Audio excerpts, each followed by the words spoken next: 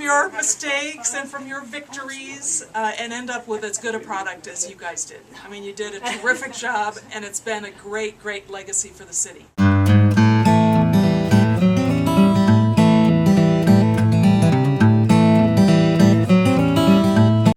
It was actually my first involvement with the city, so it was really a very, very interesting experience. A lot of hard work. Actually, our subcommittee met like weekly for at least a year, hashing through every policy, and we, you know, the wonderful thing was that the council did allow a lot of freedom to the CPAC members. So we actually really wrote the policies, so that, you know, staff let us gave us a lot of freedom to really do our homework and draft the policies and hash them out with each other. Well, I got interested in it because I was home with my young baby and I wanted to be involved in land use. I was a lawyer and I was interested in land use. And I was walking down my street and I was wondering why there were no people around on my residential street. So when I saw this thing, I said, I got to get involved in planning and get this city more lively. It's always been a delight. They're really interesting, very different kinds of people, various ideas, but they're all kind of brilliant. And mushing these all ideas together into one plan has always become fascinating.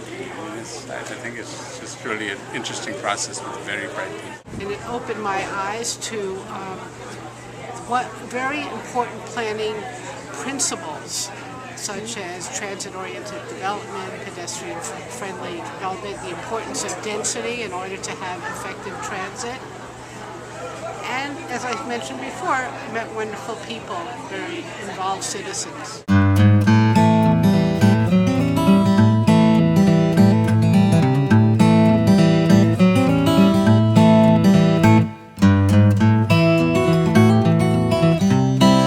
You know, since '92 or so, I mean, things have changed quite a bit in Palo Alto, especially just focusing on the transportation part.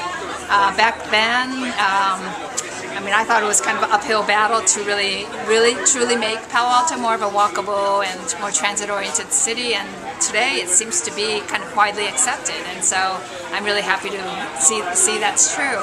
In discussing Palo Alto policy, I refer to myself as part of a movement called residentialists. In recent years, it means we wonder if the concerns of the residents get heard as much by leadership, staff, council, and commissioners as do, for example, downtown interests or developers' interests. And so apropos of the comprehensive plan, two things are salient, I think, currently. You know, the downtown cap, referring to how much office space is built here in downtown. The comprehensive plan originally set a certain limit, and as we've approved enough plans and we're questioning whether that limit was appropriate, or do we need to change that limit, or do we need to amend that part of the comprehensive plan. And also, there's such tremendous need for housing. We try to figure out what is an appropriate amount of additional housing in the housing, and where to identify sites for housing elements. So, these are complex questions. I mean, the last time around, it was the end of the time of when residentialists had fought businesses and businesses lost and the residentialists took over, decreasing all kinds of zoning requirements and really looking at it by numbers rather than are we creating a great place here in Palo Alto. The R1 districts in our city are fantastic, but the transitions between R1s are not that great. So we need to be able to focus on that, and these younger people who want to live in higher density should be a greater part of CPAC, I think. There should be many more people in their 30s from these local companies involved in CPAC describing how they want to live. Yes, our Silicon Valley is booming right now. So that we are really continue to be at this crossroads again.